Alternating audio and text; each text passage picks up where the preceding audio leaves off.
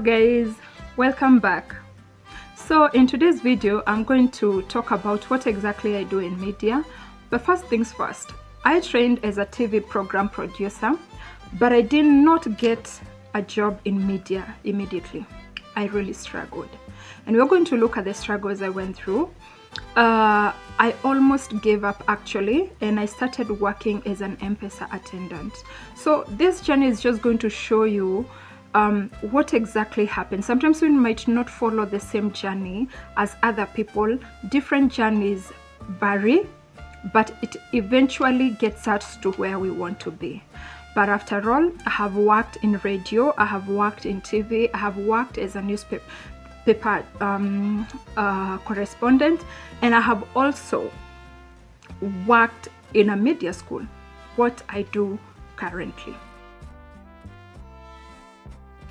So after school, I struggled a lot to get a job or even internship in media. I tarmacked, like we all call it. I was walking from company to company with the papers to try and secure myself like an opportunity, but I didn't manage to. So what I did with a few other guys that we had cleared with, we found ourselves at Kenya National Theatre, just next to KBC station, and that is where we started like teaming up with other people who are already in the industry, the creatives. At some point we tried starting up like a platform where artists could come and showcase their talent. It didn't work. I left. I went and started training in one of the training stations that were there, and after some time it didn't work for me either. So I came back to Nairobi, and in Nairobi again I teamed up with another TV station, not TV station but a production, like a production company, and we were focusing on starting and producing programs that we were going to sell to TV stations for airing. But talk about betrayal in the city. It happens a lot. You give your all, and when it is time to reap, they decide like you are not part of the team, and they decide to go out there with all the credit. So I found myself dropping out of the team, and I think the dream collapsed once I stepped out. But through that betrayal, I felt that I needed to step back. And I went and started working as an M-Pesa attendant at one of my sister's shops. I had lost all hope in media, like completely. Sometimes we are tested the hard way. Sometimes we are given challenges that we feel are too big for us. But I think what matters the most is how you're going to take up those challenges. It is how you're going to make your first step. If I decided not to make the first step, I am sure I could not have been where I am right now. So when I got my baby, my son, I decided to try media again. But then my son was 2 years old. Now you can see the gap. Yeah, you can see the gap from when I left working in the media to when my son was 2 years old. But I decided I just give it a try. And when I did so, I thought maybe by coming back, I would just go into the media house and start working like every other person. But I found myself in the remote area, and I started working for a local radio station. Yeah, and mind you, it is not like they employed me.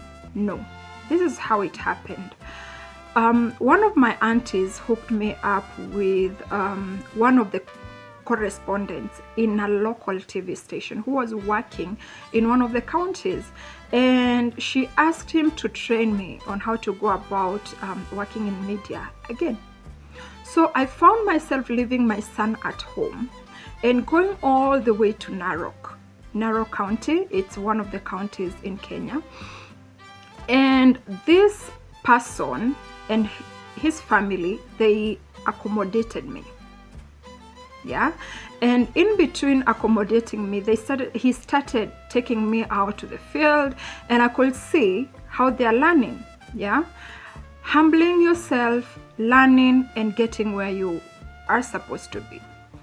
So after some time, I could tell there were gaps in the media, because what I had trained and what was happening in the field were two totally different things, and I had to fit in. By fitting in means understanding what you learned in class and incorporating it in the field, but in a different way, because honestly, they were totally different things. So I realized that one of the upcoming radio stations didn't have a correspondent.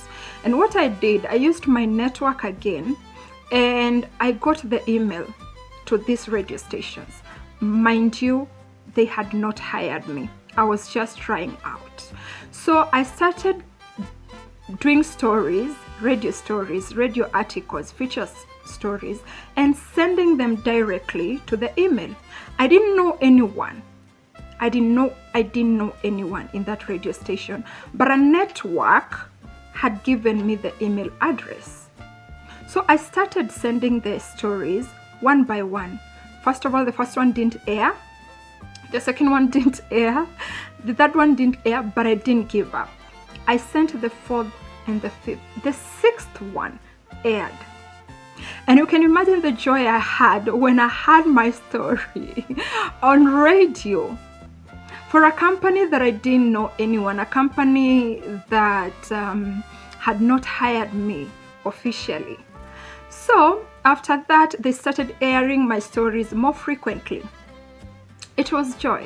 And then after some time, they contacted me and they told me I can try now voicing the stories. And you can imagine the joy I had when I first had my voice on radio. It was amazing, and it was a Swahili station. So again, I started learning how to translate, because most of us, when we're learning, we understand English more than Swahili. So I had to start learning how to translate English articles into Swahili. So while learning, again, there was a disaster that happened, and there was this huge disaster on flood, and the TV station affiliated to the radio station that I was reporting for asked me to do a phone link reporting live, and it was terrible. You shake, it's your first time, you shake, and then my mother tongue influence decided to hit in at that particular point, and it was hilarious at some point, but at the same time it was a stepping stone. It was my first time. I still remember the details to date, but it felt awesome. It was shaky though, but it was a good choice. Like it was a good challenge. So I reported live, and then the station contacted me and told me I can start sending articles to the TV station. Another win. So yes, I started now working for the radio station and the TV station, both owned by the same media company. After some time, I started even writing for the newspaper. Another challenge that I took in confidently. So I started writing newspaper articles, and after some time, I was transferred from now that county to the bureau office. A good challenge, because this is where I learned how office setups operate. This is where I learned about morning meetings, about pitching for stories. This is where I learned about processes. This is where I learned all about what makes up a media company, because it was so different again from the county to the bureau office. Two different things, two different scenarios.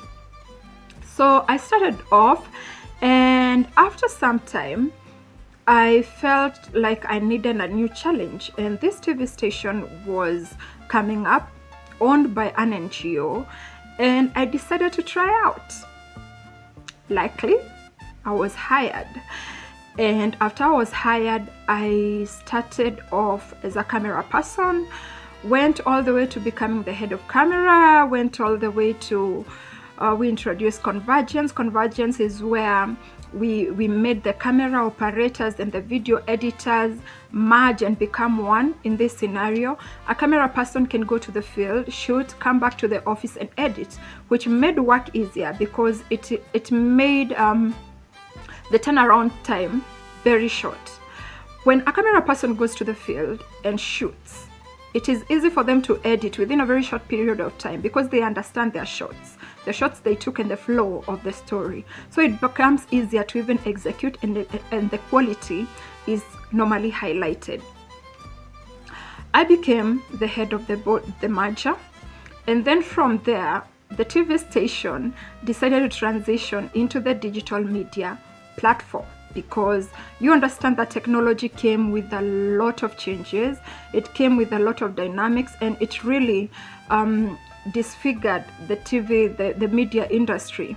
Come AI, so many things changed, and so many things we focused a lot of changes. So we decided to transition at that particular time, and so many people unfortunately were fired, but I was retained. So at that particular point, I was tasked to come up with I was tasked to register a media school. That is where I work now, and after some time I took so many courses because out here I didn't know how to manage a media school. I didn't know how to go about curriculum development. But the good thing is there is an affiliate hospitality school, and I decided to go there for support.